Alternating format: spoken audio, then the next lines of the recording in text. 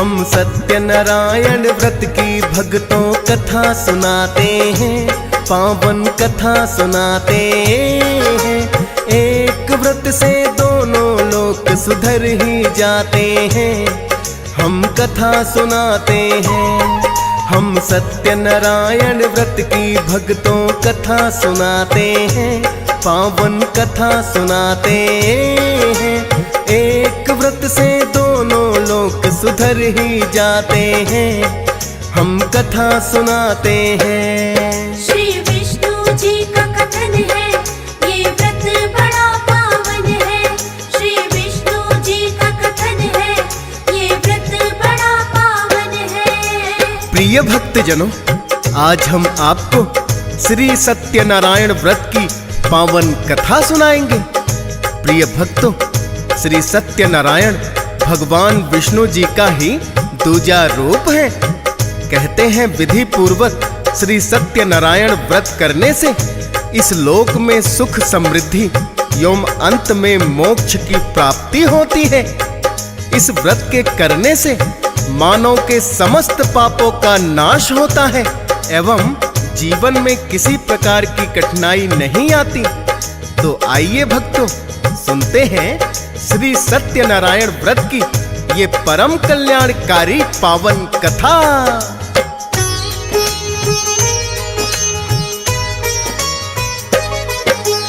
ऋषि मुनियों की तपोभूमि है नैमिषारण्य वन, जिसमें 88,000 मुनि करते थे हरि सिमरन। महर्षि सूत जी का आश्रम भी नैमिषारण्य वन में, ज्ञान प्राप्त करते थे मुनि सब जो इच्छा मन में।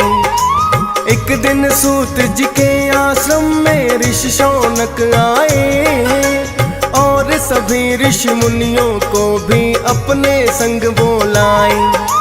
सौनकादि ऋषियों ने सूत जी से ये पूछा है, प्रबल हमारे मन में आज एक हुई बड़ी इच्छा है। क्या इच्छा है सूत जी उनसे पूछना चाहते हैं, पावन कथा सुनाते हैं। एक व्रत से दोनों लोक सुधर ही जाते हैं, हम कथा सुनाते हैं। श्री विष्णु जी का कथन है, ये व्रत बड़ा पावन है। श्री विष्णु जी का कथन है, ये व्रत बड़ा पावन है। प्रिय भक्तजनों, धर्म ग्रंथ या व्रत कथाओं में आपने सूत जी का नाम अवश्य ही सुना या पढ़ा होगा, जो कदाचित हिंदू धर्म के सबसे प्रसिद्ध वक्ता थे। सूत जी का वास्तविक नाम रोमहर्षण था, जो कि वेद व्यास जी के परम शिष्य थे। इनका नाम रोमहर्षण इसलिए पड़ा था क्योंकि इनका सत्संग पाकर श्रोताओं का रोम रोम हर्ष से भर जाता था।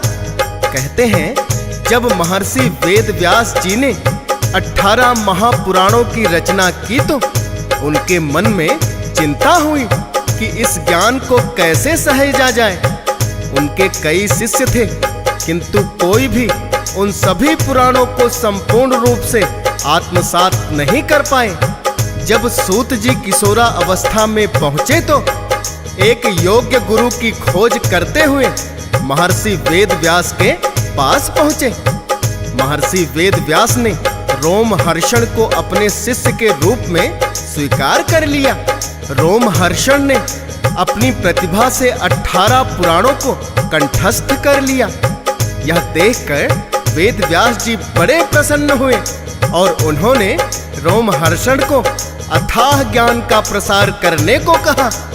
सूत जी ने ब्रह्मा जी की आज्ञा से नैमिषारण्य वन में अपना आश्रम बनाया। यहीं से वो ज्ञान प्रसार करने लगे। शौनकादि ऋषियों ने यहीं आकर सूत जी से मानव कल्याण के लिए प्रश्न किया था।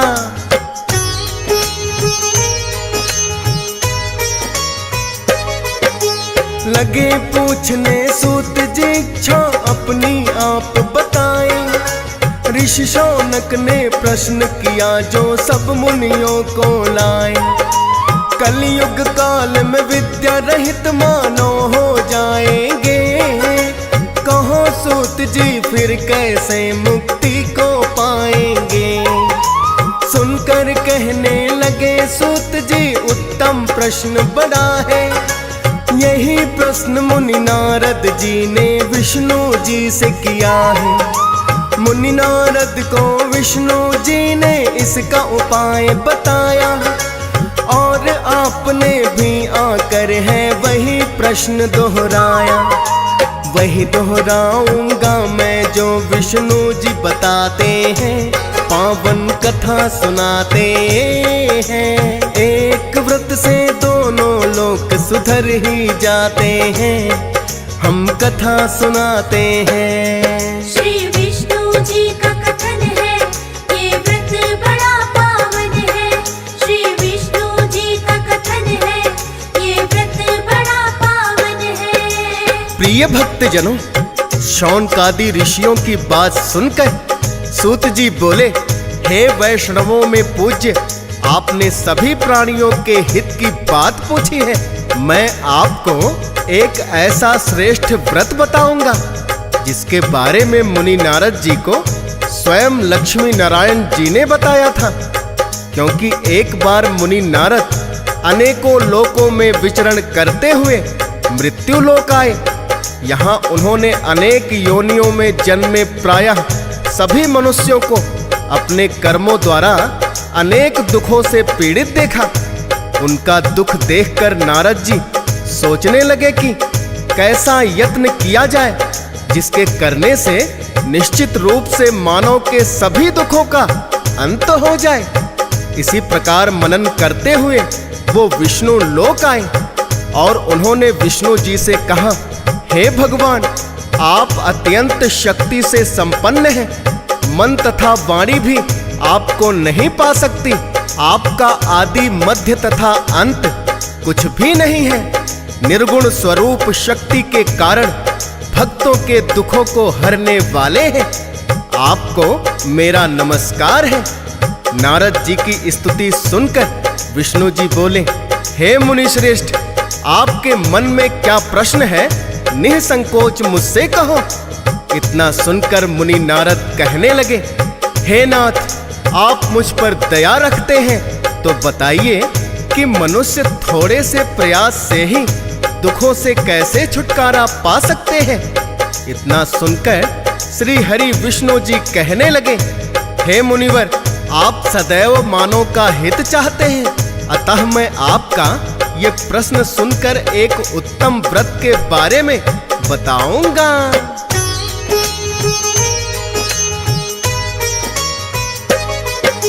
मुनि नारद से विष्णु जी ने फिर तो ये कहा है, सत्यनारायण व्रत ही मुनिवर एकमात्र ऐसा है जिसे करने से मिले मानव को सारी सुख सुविधाएं। अंत समय में मोक्ष की प्राप्ति भी उनको हो जाए। मुनि नारद ने विष्णु जी से फिर ये पूछा है, मुझे बताए विष्णु जी किस किस ने व्रत किया है और व्रत करने से फल क्या उनको प्राप्त हुआ। प्रबल हो रही मन में मेरे जानने की इच्छा। मुनि नारद को फिर विष्णु जी ये बतलाते हैं, पावन कथा सुनाते हैं। एक व्रत से दोनों लोक सुधर ही जाते हैं, हम कथा सुनाते हैं। श्री विष्णु जी का कथन है, ये व्रत बड़ा पावन है। श्री विष्णु जी का कथन है, ये व्रत बड़ा पावन है। प्रिय भक्तजनों, सूत जी ने शौनकादि ऋषियों को बताया कि यही प्रश्न मुनि नारद ने श्री हरि विष्णु जी से पूछा था। तब श्री हरि विष्णु जी ने मुनि नारद से कहा कि श्री सत्यनारायण व्रत ही एकमात्र ऐसा है जिसके करने से मानव को जीवन में सुख समृद्धि एवं अंत समय में मोक्ष की प्राप्ति होती है। इतना सुनकर मुनि नारद कहने लगे, कि हे दीनदयाल, आप कृपया मुझे ये बताएं कि श्री सत्यनारायण व्रत करने का क्या विधान है। यह व्रत किस किसने किया और उसे किस प्रकार दुखों से मुक्ति मिली। मेरी जिज्ञासा है कि आप इस व्रत का महात्म्य बताएं। सूत जी बोले, हे मुनियों, आज मैं आप सबके समक्ष श्री हरि विष्णु जी के उन्हीं वचनों को दोहराऊंगा जिन्हें श्री हरि ने मुनि नारद को कहा था।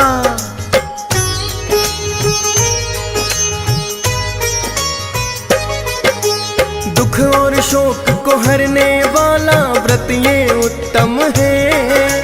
विधि पूर्वक करते हो कर धर्म परायण है।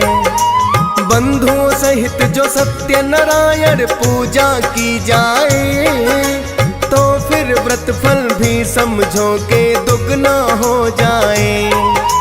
धूप दीप नैवेद्य से पूजन हरि का करना चाहिए।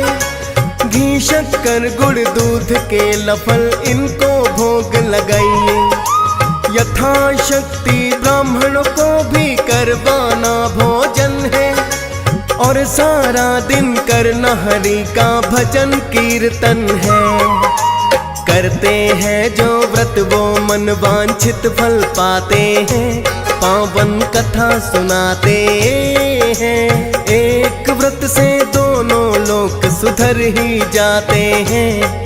हम कथा सुनाते हैं। श्री विष्णु जी का कथन है, ये व्रत बड़ा पावन है।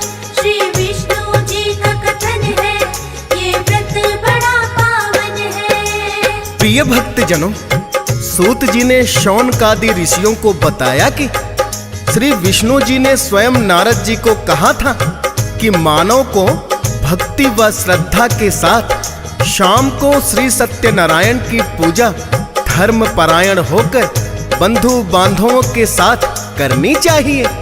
भक्ति भाव से घी नैवेद्य, केले का फल, दूध और गेहूं का आटा सवाया ले। शक्कर तथा गुड़ लेकर सभी भक्षण योग्य पदार्थों को मिलाकर भगवान को भोग लगाएं। बंधु बांधवों को भी भोजन कराएं। उसके बाद स्वयं भोजन करें। भजन कीर्तन के साथ ही भगवान की भक्ति में लीन हो जाएं। इस तरह से सत्यनारायण भगवान का व्रत करें। यह व्रत करने से मनुष्य की सारी इच्छाएं निश्चित रूप से पूरी होती हैं। इस कली काल में मृत्यु लोक में मोक्ष का यही सरल उपाय है। इसके पश्चात सूत जी बोले, हे ऋषियों, जिसने पहले समय में व्रत किया था उसका इतिहास मैं कहता हूं, जो ध्यान पूर्वक सुनो।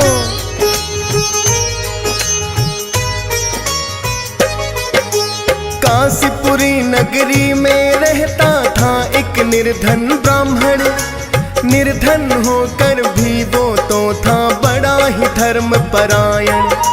भूख प्यास से व्याकुल वो धरती पर भटक रहा। विष्णु जी को उस ब्राह्मण पर आई बड़ी दया। विष्णु जी ने वृद्ध ब्राह्मण वेश किया है धारण। आकर पूछा उस ब्राह्मण से भटकने का क्या कारण। बोला ब्राह्मण, मैं हूँ निर्धन तब ही भटकता रहता। मांग मांग कर भिक्षा अपना गुजर बसर मैं करता। विष्णु जी फिर उसको एक उपाय बताते हैं। पावन कथा सुनाते हैं। एक व्रत से दोनों लोक सुधर ही जाते हैं।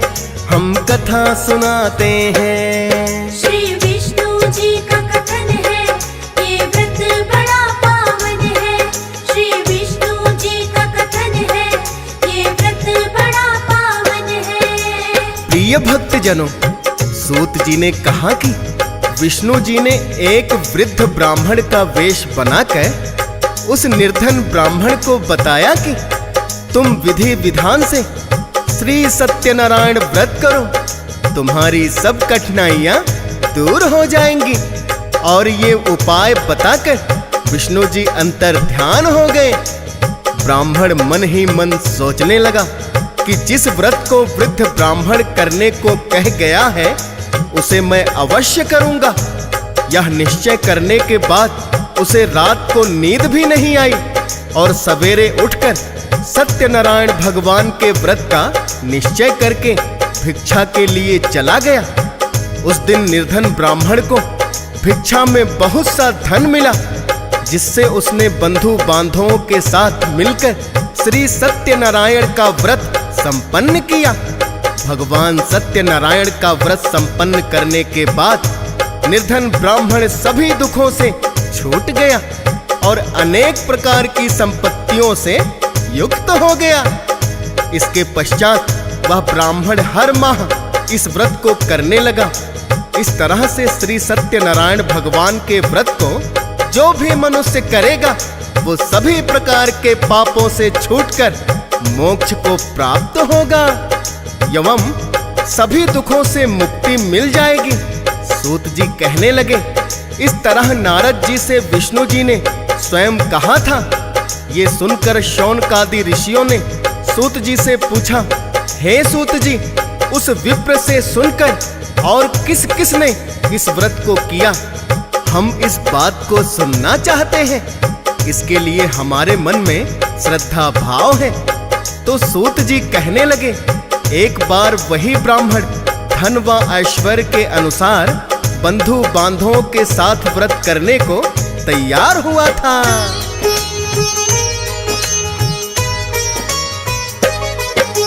बंधु बांधवों सहित जो उस ब्राह्मण ने व्रत किया है, एक लकड़हारे ने आकर उससे पूछ लिया है, विप्रदेव ये मुझे बताएं आज है क्या अनुष्ठान। ब्राह्मण ने लकड़हारे को सब कुछ किया है बखान। बोला लकड़हारा, व्रत से क्या फल मिलता है। ब्राह्मण बोले, इससे दूर सब होती चिंता है। व्रत करने से पहले मैं भी बड़ा ही था निर्धन, सत्यनारायण व्रत से ही मैं आज हुआ संपन्न। मनोकामना पूर्ति का ये व्रत बताते हैं, पावन कथा सुनाते हैं। एक व्रत से दोनों लोक सुधर ही जाते हैं, हम कथा सुनाते हैं। श्री विष्णु जी का कथन है, ये व्रत बड़ा पावन है। श्री विष्णु जी का कथन है, ये व्रत बड़ा पावन है। प्रिय भक्तजनों, सूत जी ने कहा कि उस लकड़हारे ने जब पूछा तो ब्राह्मण ने उस लकड़हारे को इस व्रत की महिमा बताई। ब्राह्मण के मुख से सत्यनारायण व्रत का महत्व जानकर लकड़हारा बड़ा ही प्रसन्न हुआ। चरणामृत और प्रसाद ग्रहण करके लकड़हारे ने अपने मन में संकल्प लिया कि आज से लकड़ी बेचकर जो भी धन मिलेगा उसी से श्री सत्यनारायण व्रत का पालन करूंगा। मन में इसी विचार को लेकर जब वो लकड़हारा लकड़ियां बेचने के लिए नगर के उस क्षेत्र में गया जहां बहुत धनी लोग रहते थे, उस दिन उस लकड़हारे को अपनी लकड़ियों के 4 गुना दाम अधिक मिले। लकड़हारा प्रसन्नता के साथ धन लेकर केले, शक्कर, घी, दूध, दही और गेहूं का आटा लेकर आया। फिर उसने बंधु बांधवों सहित श्री सत्यनारायण भगवान की पूजा एवं व्रत किया। इस व्रत के प्रभाव से वह बूढ़ा लकड़हारा संसार के समस्त सुख भोगता हुआ अंतकाल में वैकुंठ धाम को चला गया। सूत जी बोले, अब मैं आगे की कथा भी कहता हूँ, आप सभी इसी प्रकार ध्यान पूर्वक श्रवण करें।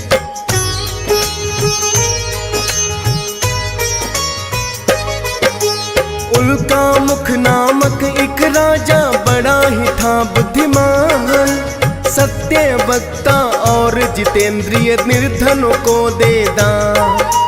कमल मुखी पत्नी थी उसकी सती साध्वी नारी, धर्म परायण थी वो भी और नित्य ही आज्ञाकारी।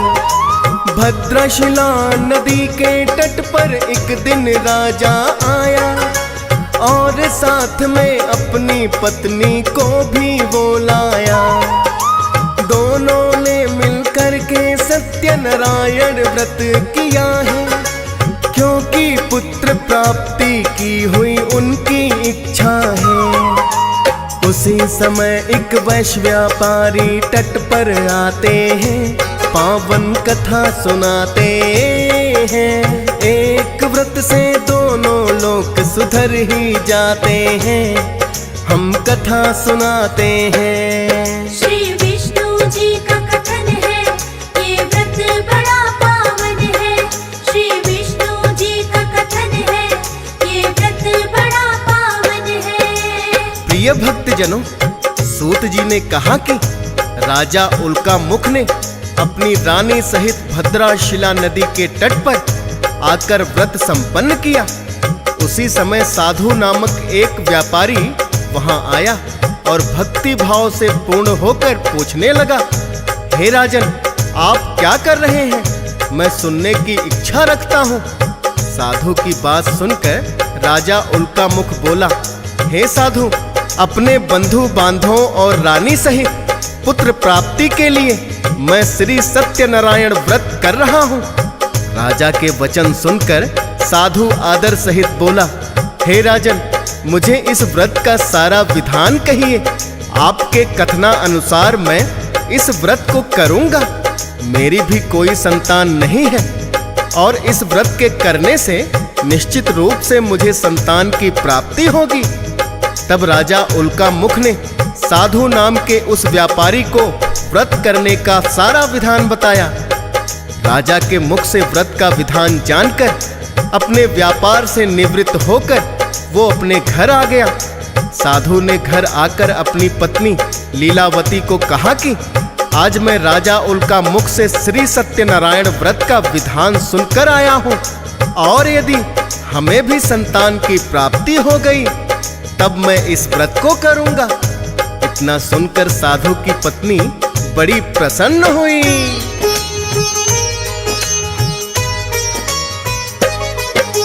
प्रसन्न हुई है बड़ी ही सुनकर पत्नी लीलावती। कुछ ही दिनों में हो गई है फिर तो वो गर्भवती। उनके घर में फिर एक सुंदर कन्या ने जन्म लिया। पति पत्नी ने कलावती है जिसको नाम दिया। लीलावती ने अपने पति को याद दिलाया है, सत्यनारायण व्रत करने का अब तो समय आया है। साधु कहने लगा कि मुझको भी सब कुछ है याद, लेकिन मैं व्रत करूंगा पुत्री की शादी के बाद। धीरे धीरे वर्ष अनेकों बीत ही जाते हैं, पावन कथा सुनाते हैं। एक व्रत से दोनों लोग सुधर ही जाते हैं, हम कथा सुनाते हैं। श्री विष्णु जी का कथन है, ये व्रत बड़ा पावन है। श्री विष्णु जी का कथन है, ये व्रत बड़ा पावन है। प्रिय भक्तजनों, सूत जी बोले कि साधु को जब उसकी पत्नी ने पुत्री के जन्म के पश्चात याद दिलाया तो साधु कहने लगा कि हाँ, मुझे सब कुछ याद है, लेकिन मैं श्री सत्यनारायण का व्रत कलावती की शादी के पश्चात करूंगा। इस प्रकार अनेकों वर्ष बीत गए। अब कलावती विवाह योग्य हो गई थी, तो साधु ने कंचन नगर में एक सुयोग्य वणिक पुत्र को देखकर अपनी पुत्री का विवाह बड़ी धूमधाम से कर दिया और दामाद के साथ ही मिलकर व्यापार भी करने लगा। लेकिन दुर्भाग्य से साधु ने अब भी श्री सत्यनारायण भगवान का व्रत नहीं किया।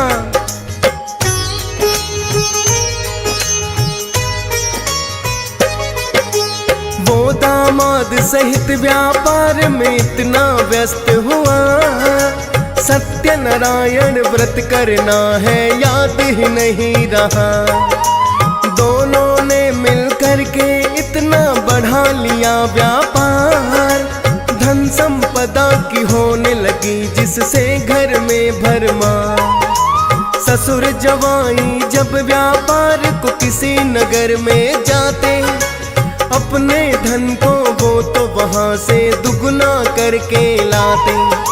भूल गया है साधु मैंने क्या निश्चय किया था, उल्का मुख राजा के सामने उसने वचन लिया था। सत्यनारायण जिस कारण क्रोधित हो जाते हैं, पावन कथा सुनाते हैं। एक व्रत से दोनों लोग सुधर ही जाते हैं, हम कथा सुनाते हैं। श्री विष्णु जी का कथन है, ये व्रत बड़ा पावन है। श्री विष्णु जी का कथन है, ये व्रत बड़ा पावन है। प्रिय भक्तजनों, सूत जी बोले कि साधु व्यापारी राजा उल्कामुख के सामने लिए हुए वचन को भूल गया, जिस कारण सत्यनारायण भगवान क्रोधित हो गए और श्राप दे दिया कि साधु को अत्यधिक दुख प्राप्त हो। अपने व्यापार में व्यस्त साधु और उसका दामाद एक दिन रत्नासारपुर नामक नगरी में आए, जहां राजा चंद्रकेतु का राज था। व्यापार करते हुए जब उनको शाम हो गई तो एक धर्मशाला देखकर दोनों विश्राम करने लगे, क्योंकि श्री सत्यनारायण भगवान ने साधु को श्राप दे दिया था, जिसके प्रभाव से उसी दिन एक चोर राजा चंद्रकेतु के खजाने से धन चुराकर भाग गया। जब सिपाहियों ने उसका पीछा किया तो वो चोर अपने चुराए हुए धन को साधु और उसके दामाद के निकट फेंक कर चला गया। जब राजा के सिपाही आए तो उन्होंने साधु और उसके दामाद को चोर समझकर पकड़ लिया और राजा के समक्ष पेश किया। राजा चंद्रकेतु ने उन्हें कारागार में डाल दिया। इधर साधु की पत्नी लीलावती और उसकी पुत्री कलावती अनेकों दिनों तक उनके ना लौटने पर बड़ी ही चिंतित हुई।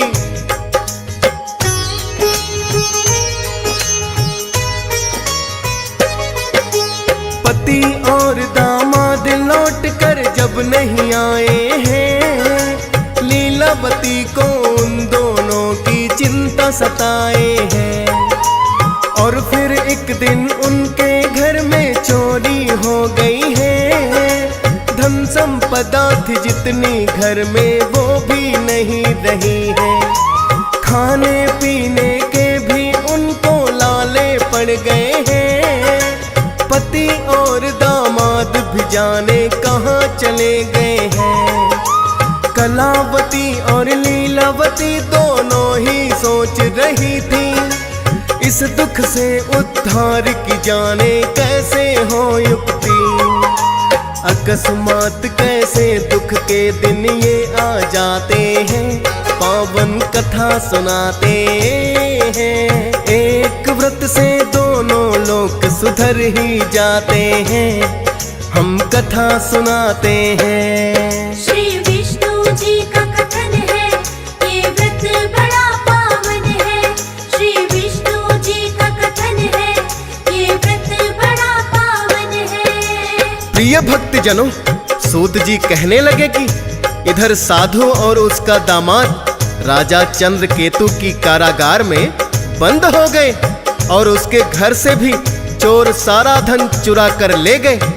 शारीरिक और मानसिक पीड़ा से युक्त लीलावती और कलावती को कोई उपाय नहीं सूझ रहा था। एक दिन भूख प्यास से व्याकुल कलावती उसी ब्राह्मण के घर आई जिसने श्री सत्यनारायण व्रत करने शुरू किए थे। वहां उसने श्री सत्यनारायण का व्रत होते देखा, फिर कथा भी सुनी और प्रसाद ग्रहण कर रात को घर वापस आई। माता ने कलावती से पूछा, हे पुत्री, तुम कहाँ थी और तेरे मन में क्या है? कलावती ने अपनी माता से कहा, हे माता, मैंने एक ब्राह्मण के घर श्री सत्यनारायण का व्रत होते देखा है। कन्या के वचन सुनकर लीलावती भगवान के पूजन की तैयारी करने लगी।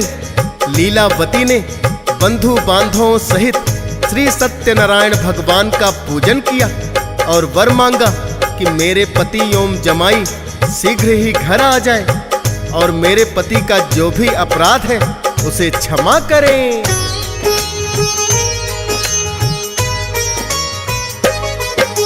श्री सत्यनारायण जिससे है संतुष्ट हुए, चंद्र केतु राजा को सपने में दर्शन है दिए और राजा को उन्होंने ये आदेश भी दिया है, मुक्त करो जिस कारागार में तुमने बंद किया है, क्योंकि इन्होंने तुम्हारे धन को नहीं चुराया है, दूसरा ही कोई चोर था जो धन फेंक के आया है। इतना कह करके वो तो हो गए हैं अंतर ध्यान, राजा ने भी उनका ये आदेश लिया है माँ। प्रातः काल दोनों को सभा में वो बुलवाते हैं, पावन कथा सुनाते हैं, एक व्रत से दोनों लोग सुधर ही जाते हैं, हम कथा सुनाते हैं। श्री विष्णु जी का कथन है, ये व्रत बड़ा पावन है।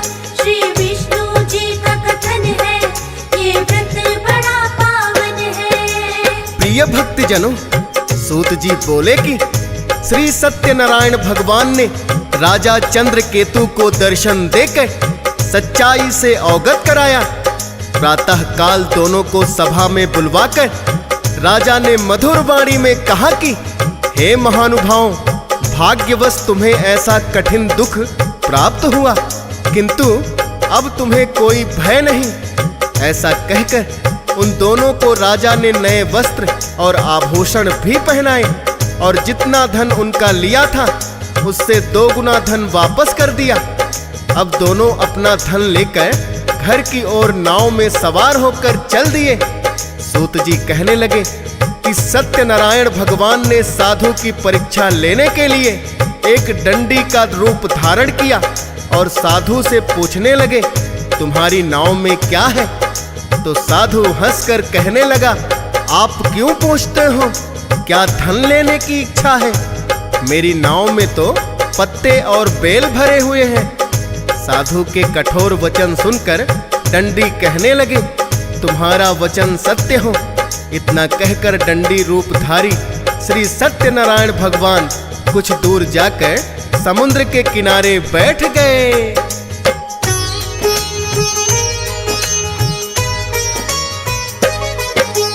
करके सागर पार किनारे जब साधु आया, बेल और पत्तों से भरा हुआ ही नौका को पाया। जितना धन एकत्रित किया था बन गए पत्ते बेल, साधु समझ न पाया अपनी किस्मत का ये खेल। देख देख नौका की ओर वो दुखी हो रहा है, फिर उसके दामाद ने आकर साधु से कहा है, आपने पत्ते बेल बता दिए, डंडी ने दिया साथ, क्षमा याचना करनी चाहिए, कर सकते हैं माँ। फिर दोनों चलकर डंडी के पास में आते हैं, पावन कथा सुनाते हैं। एक व्रत से दोनों लोग सुधर ही जाते हैं, हम कथा सुनाते हैं। श्री विष्णु जी का कथन है, ये व्रत बड़ा पावन है। श्री विष्णु जी का कथन है, ये व्रत बड़ा पावन है। प्रिय भक्तजनों, सूत जी बोले कि अपने दामाद की बात सुनकर साधु दामाद सहित डंडी के पास जाकर क्षमा याचना करने लगा और अत्यंत भक्ति भाव से प्रणाम करके बोला, मैंने आपसे जो जो असत्य वचन कहे थे उनके लिए मुझे क्षमा कर दे। ऐसा कहकर महान शोकातुर होकर साधु रोने लगा।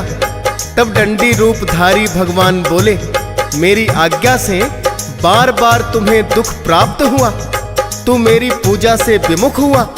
तो साधु कहने लगा, हे भगवान, आपकी माया से ब्रह्मादि देवता भी आपके रूप को नहीं जान पाए, तब मैं अज्ञानी कैसे जान सकता हूँ।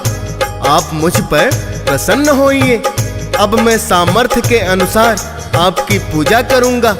आप मेरी रक्षा करें और पहले के समान नौका में धन भर दे। साधु व्यापारी के भक्ति पूर्वक वचन सुनकर भगवान प्रसन्न हो गए और उसकी इच्छा अनुसार वर देकर अंतर्धान हो गए। अब दोनों ससुर और दामाद अपना धन लेकर अन्य साथियों के साथ सत्यनारायण भगवान का पूजन करने लगे। जब नगर के नजदीक पहुंचे तो दूत ने जाकर घर पर सूचना दे दी। उस समय लीलावती सत्यनारायण भगवान का पूजन कर रही थी। उसने प्रसाद ग्रहण किया और पुत्री कलावती से कहा कि मैं अपने पति के दर्शन के लिए जाती हूँ, तुम भी प्रसाद ग्रहण करके शीघ्र आ जाना। माता के ऐसे वचन सुनकर कलावती जल्दी में प्रसाद छोड़कर अपने पति के पास चली गई।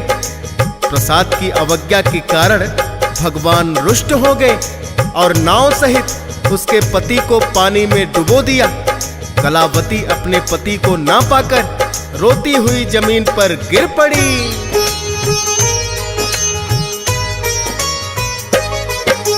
नाव सहित दामाद डूब गया साधु का सागर में। इतना देखकर पुत्री उसकी लगी रुदन करने। हाथ जोड़कर साधु हरि से करने लगा विनती, क्षमा करे हे भगवन मेरी पुत्री की गलती। साधु की विनती सुन करके हुई आकाशवाणी, तेरी पुत्री ने माँ की आज्ञा क्यों कि नहीं मानी। और कर दिया उसने तो प्रसाद कभी अपमान, जिसके कारण इसके पति की संकट में है जान। साधु फिर अपनी पुत्री को यही बताते हैं, पावन कथा सुनाते हैं। एक व्रत से दोनों लोक सुधर ही जाते हैं, हम कथा सुनाते हैं। श्री विष्णु जी का कथन है, ये व्रत बड़ा पावन है। श्री विष्णु जी का कथन है, ये व्रत बड़ा पावन है। प्रिय भक्तजनों, सूत जी कहने लगे कि कलावती को साधु नामक उस व्यापारी ने बताया कि हे पुत्री, तुमने अपने पति से मिलने की इच्छा में सत्यनारायण भगवान के प्रसाद का अपमान कर दिया, जिसके कारण तुम्हें ये दुख हुआ। अति शीघ्र जाओ और भगवान सत्यनारायण से क्षमा याचना करके प्रसाद ग्रहण करो। कलावती ने वैसा ही किया। ज्यों ही कलावती प्रसाद ग्रहण करके लौटी, सागर में बहुत ऊंची ऊंची लहरें उठने लगी और लहरों के साथ उसका पति नाव सहित किनारे पर आकर लग गया, जिससे कलावती, उसकी माता लीलावती और साधु व्यापारी सभी बड़े प्रसन्न हुए और श्री सत्यनारायण भगवान को प्रणाम किया। इसके पश्चात नित्य नियम से साधु बंधु बांधवों सहित श्री सत्यनारायण व्रत करने लगा और इस लोक में सभी सुख भोगने के पश्चात अंत में स्वर्ग लोक को गया। सूत जी कहने लगे कि ऐसा कल्याणकारी है श्री सत्यनारायण व्रत। अब मैं तुम्हें श्री सत्यनारायण भगवान के चमत्कार की एक और कथा सुनाता हूँ, इसे भी ध्यान पूर्वक श्रवण करो।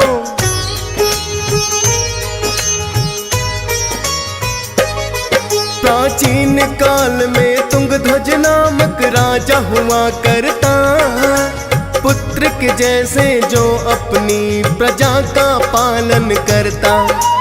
एक बार वो शिकार खेलने वन में चला गया, देखा कुछ ग्वालों को पूजा करते हुए वहाँ।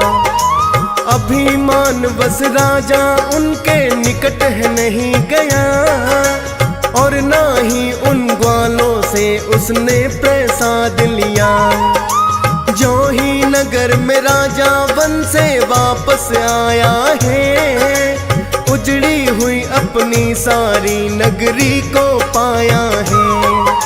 श्री सत्यनारायण क्योंकि रुष्ट हो जाते हैं, पावन कथा सुनाते हैं। एक व्रत से दोनों लोक सुधर ही जाते हैं, हम कथा सुनाते हैं। श्री विष्णु जी का कथन है, ये व्रत बड़ा पावन है।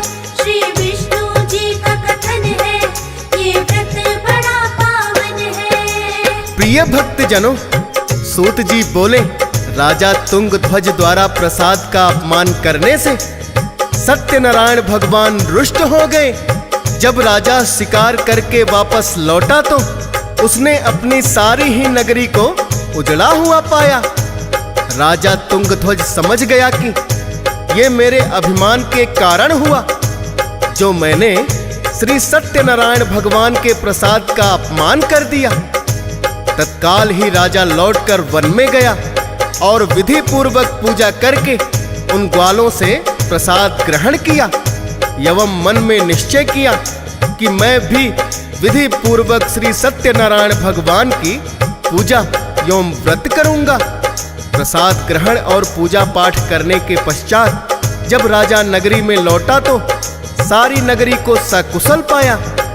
उसके पश्चात राजा तुंगध्वज भी बंधु बांधवों सहित श्री सत्यनारायण भगवान का व्रत करने लगे और दीर्घ काल तक सभी सुखों को भोगने के पश्चात अंत में स्वर्ग लोक को गए। भक्तों, जो मनुष्य इस परम दुर्लभ व्रत को करेगा, भगवान सत्यनारायण की अनुकंपा से धन्य धान्य की प्राप्ति होगी। इस व्रत से निर्धन भी धनी हो जाता है और भय मुक्त जीवन जीता है। संतानहीन मनुष्य को संतान का सुख मिलता है और सारे मनोरथ पूर्ण होते हैं तथा मानव अंत काल में वैकुंठ को जाता है। सूत जी कहने लगे, मैंने आपको सत्यनारायण व्रत की महिमा बताई कि किस किस ने व्रत किया। अब तुम्हें इन सभी का अगला जन्म कहाँ हुआ वो बताता हूँ, जो ध्यान पूर्वक सुनो।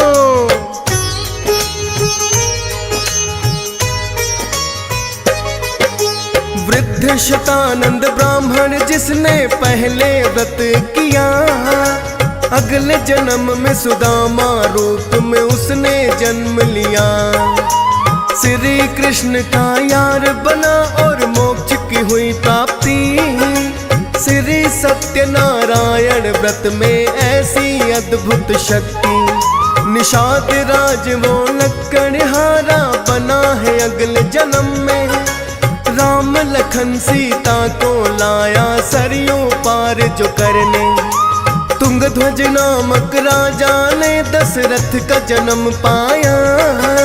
मोर ध्वज बन करके साधु बनिया भी आया।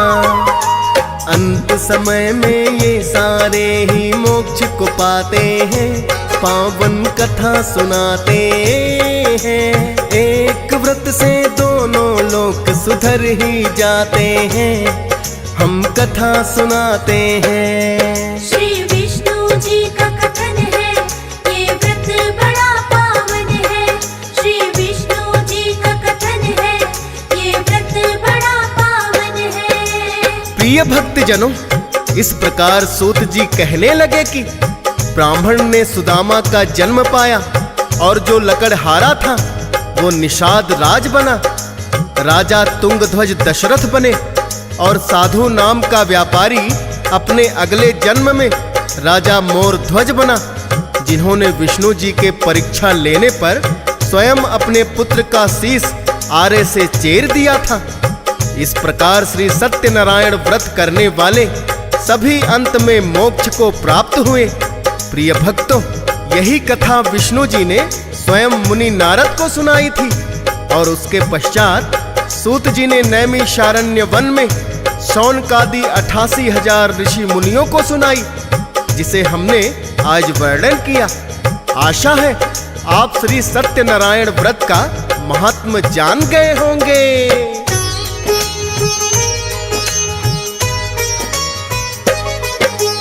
बंधु बांधवों सहित व्रत ये जो भी करता है, मन वांछित फल उन भक्तों को निश्चित ही मिलता है। व्रत ये करना चाहिए भक्तों होकर धर्म परायण, कृपा करेंगे सब भक्तों पर श्री सत्यनारायण। विष्णु जी ही सत्यनारायण सृष्टि पालन करता, हंस राज रल्हन भी व्रत ये श्रद्धा भाव से करता। दियस पालन सत्यनारायण कथा का कर दिया वर्णन, फौज सुरेश शब्दों में पिरोए करके शारदे सिमरन। श्रद्धा भाव से जो सुनते हर कृपा को पाते हैं, पावन कथा सुनाते हैं। एक व्रत से दोनों लोक सुधर ही जाते हैं, हम कथा सुनाते हैं। श्री विष्णु जी का कथन है, ये व्रत बड़ा पावन है। श्री विष्णु जी का कथन है, ये व्रत बड़ा पावन है। हम सत्यनारायण व्रत की भक्तों कथा सुनाते हैं, पावन कथा सुनाते